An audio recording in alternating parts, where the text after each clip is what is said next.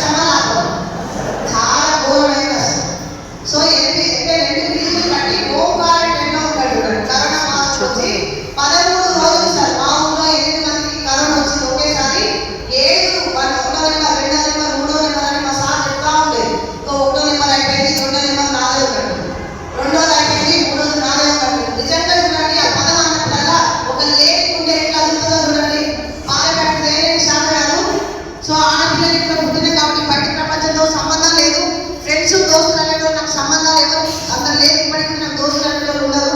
So మళ్ళీ మా sir చేసే బిజినెస్ లో ఏ రోజు ప్లాన్ ఎక్కడ ఉంది, సైట్ ఎక్కడ ఉంది, ఏంటి పేపర్ అన్న విషయం కూడా నాకు తెలియదు.